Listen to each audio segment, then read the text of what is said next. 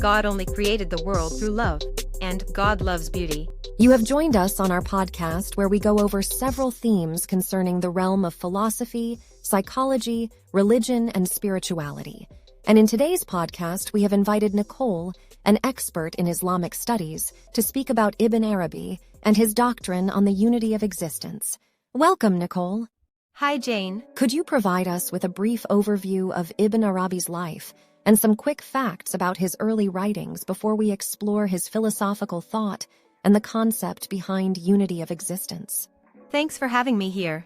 Ibn Arabi was one of the most influential Sufi thinkers and philosophers in history. Born in 1165, in Murcia, Ibn Arabi was an Andalusian philosopher and mystic who is widely regarded as one of the best-known Sufis. Due to his great influence on the general development of Sufism, he is also referred to as the greatest master of Sufi thought. Ibn Arabi's father was a general in the service of Ibn Mardanīš, a local ruler of the region around Murcia, who was then proclaiming his independence from the Almoravids.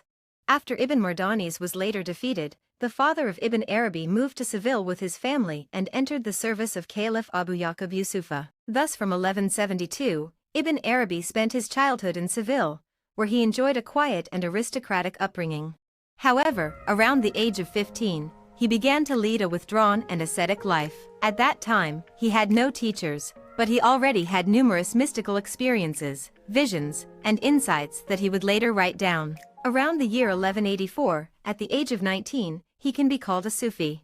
By 1201, he was touring various cities in Andalusia such as Cordoba, Algeciras, Ronda, Almeria, and Granada. From 1193, he also began to travel outside of Andalusia, eventually leaving Andalusia and northwestern Africa to spend the rest of his life in the Middle East. The first phase of his life up to 1201 can be seen as the time of spiritual maturation. This is reflected in the numerous writings and books that he wrote during this time, such as Kitab al-Mashahid al-Qudsiya, al-Isra, at-Tadbirat al-Ilahiyya, and Mawaqi an-Nujum. Most of his teachings are found in these works. He later dealt with them in detail but did not revise or retract on them.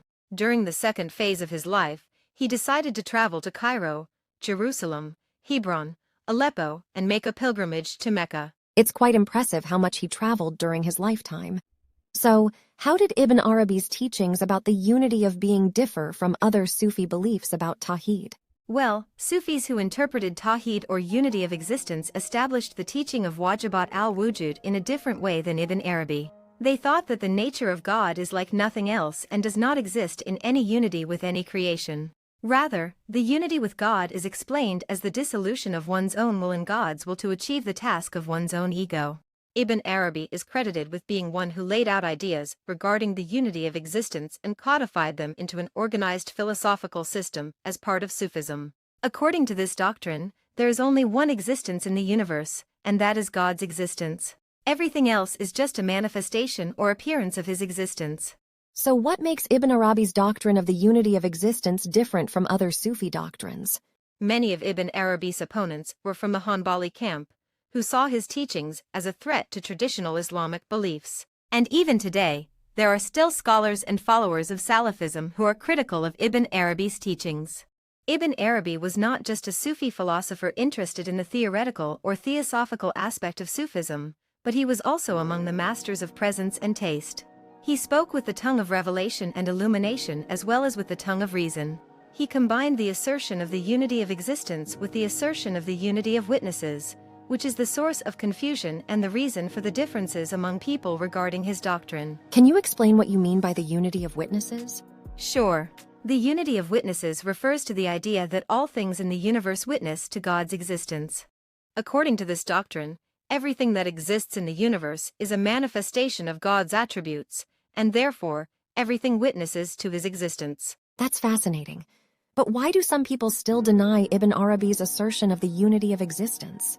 For him, God is pure wujud, which can be translated as existence, but also love, divinity, consciousness, knowledge and truth. Those who deny his assertion of the unity of existence look at him through the lens of their predecessors among the Sufis, such as Junayd, Shibli, and the Egyptian Sufi, though al-Nun al-Misri. They interpret what he said about the unity of existence as interpretations of Sufi deviations, or consider them, at best, as expressions of the unity of witnesses. However, these interpretations are unjustified and do not reflect the true meaning of Ibn Arabi's doctrine. That's a shame. So can you give us an example of how Ibn Arabi's doctrine of the unity of existence affirms the oneness of God? In his book Fusus al-Hikam, and much of what he says in Al-Futuhat al-Makkiyah, he affirms the oneness of God by negating any other existence. This means that there is nothing in existence except for God's existence and his attributes. Everything else is merely an appearance and a manifestation of his existence.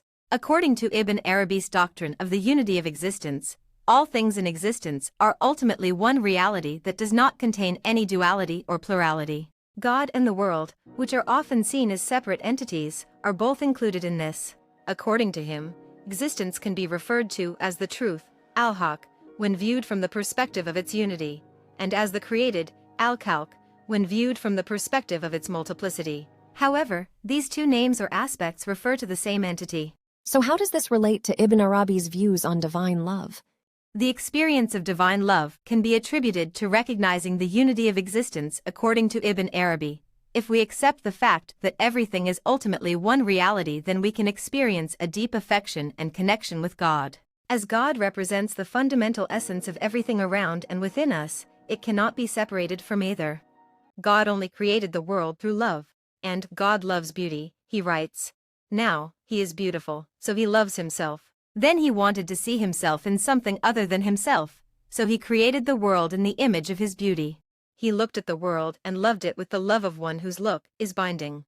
Another quote from his book Futuhat shows what he means by divine love. He writes, "By God, I feel so much love that it seems as though the skies would be rent asunder, the stars fall and the mountains move away if I burdened them with it. Such is my experience of love." Looking at things in that way is truly beautiful.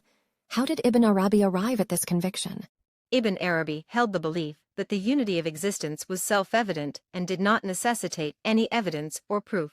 On the other hand, he thought that one could attain it by practicing Sufism, where the person acknowledges the oneness of their self with the truth. He believed that understanding this unity required more than just intellect and that it also needed the assistance of revelation and taste.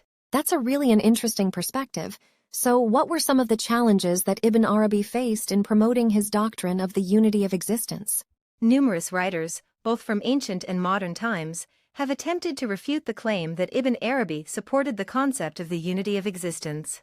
They thought that this teaching was unsuitable for a Muslim saint who is one of Allah's great friends. Despite claims by some critics, his doctrine was not in conflict with traditional Islamic beliefs, as he distinguished between the apparent and the manifestations and was therefore the closest to the essence of Islam among advocates of the unity of existence. So, Ibn Arabi's philosophy seems to be influenced by 3 different schools of thought, but he also has some fundamental differences from them. Can you explain a bit more about that, Nicole? Yes, absolutely. Ibn Arabi's doctrine differs from the theories of Plotinus, Algeciras, and Al-Hallaj in some fundamental ways, although they all touch on the relationship between the one and the many. He attempts to clarify this relationship through reason instead of revelation, utilizing diverse forms of representation and analogy. That sounds very complex. Can you give us some examples of these representations and analogies? Of course. He represents the divine self as reflected in mirrors, with the mirrors representing the plurality of existence on which the images are reflected. He writes, "There is nothing in existence but him, and existence can only be benefited from him. No entity for an existent would appear without his manifestation. The mirror is the presence of possibility and a lack is the onlooker. The image is you according to your capacity, either an angel or an orbit, human or horse. Akin to the image in the mirror, appearing, according to the mirror's own form of height, width, roundness, and differences in shape, while it is a mirror in every case. In the same way, the possible things are like shapes in possibility. The divine manifestation earns the possible things their being, and the mirror earns them their shapes. Clearer than this, it cannot get except through declaration." He also states that the divine self is represented as the numerical one, with all other numbers deriving their existence from it, representing the plurality of existence. He ultimately depicts the divine self as the physical form or the body, with the plurality of existence represented by the organs of the body, which have no existence or being except in the body. That's really interesting. So, Ibn Arabi's philosophy also talks about different levels of existential truth. Can you explain that further? Yes, absolutely. There exist three levels of existential truth, as explained by Ibn Arabi. At the level of absolute unity, also known as the level of the self or blindness, we only know the divine self as pure existence, since it is devoid of all names, descriptions, and additions. At the level of unity, the self is manifested in the fields of names and attributes, or in the level of truth or God in the religious sense, which is the second level. The third level is the level of manifestation, which is the level in which the divine perfections are manifested in creation. To know the truth by manifesting its names and attributes on the page of existence is the purpose of this manifestation. In a comprehensive form, he explains the secret of human creation as a manifestation of the divine perfections, in which the truth sees itself. It's amazing how Ibn Arabi was able to deconstruct traditional concepts of natural causality and establish the divine causality in their place. I find it interesting how he believed in the existence of a God to be worshipped, loved, and approached, despite the absence of personal attributes that are traditionally ascribed to God. The perspective on the nature of God is intriguing. He believed that God is the doer of everything and provides all beings with whatever they lack. Through his theory of the unity of existence, he aimed to present the deep religious meanings that had not been seen before by Islamic thinkers. Ibn Arabi appears to prioritize the spiritual encounter over a conventional religious viewpoint in comprehending God. What are your thoughts on that, Nicole? Well, one could interpret his teachings in that way. He believed that the Sufi, through a spiritual journey, could attain unity with God through his own essential unity. In other words, he believed that the Sufi could experience a mystical connection with God exceeding the physical world and allowing them to exclusively recognize God and have knowledge of him through such interaction. So, just to clarify, when Ibn Arabi talks about the unity of existence, he's not referring to the physical world around us, but rather to an ideal or spiritual existence that is the true essence of everything. Exactly. The physical world that we perceive with our senses is just a shadow of the true existence that is the essence of everything. He believed that the true existence is transcendent and cannot be compared to or resembled by anything else. That's really interesting. So would you say that Ibn Arabi was a materialist or a religious thinker? It's not as simple as that. Depending on the situation he was writing in, he emphasized either the aspect of transcendence or the aspect of similitude. At times, he would express himself in the language of materialism, and at other times, he would deny any connection between God and his creations by speaking in the language of transcendence. It's truly captivating. What does Ibn Arabi mean when he talks about the abstraction of monotheism? When he talks about the abstraction of monotheism, he's saying that there is no relationship at all between God and his creation. If we ever use the term relationship, it's just a kind of sophistication that's far from the truth. For Ibn Arabi, the relationship between God and his creation is one of care, judgment, and eternity. Anything else is just blindness and confusion. Wow, that's really beautiful. It's clear that Ibn Arabi had a very profound and sacred vision of God. Yes, his vision of God was truly unique and remarkable.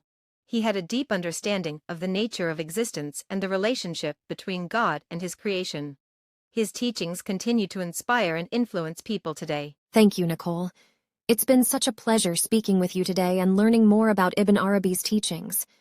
I hope our listeners found this discussion informative and insightful. Thank you, Jane. It's been a pleasure discussing these topics with you as well. I hope our listeners have gained a better understanding of the unique perspective that Ibn Arabi brings to the table.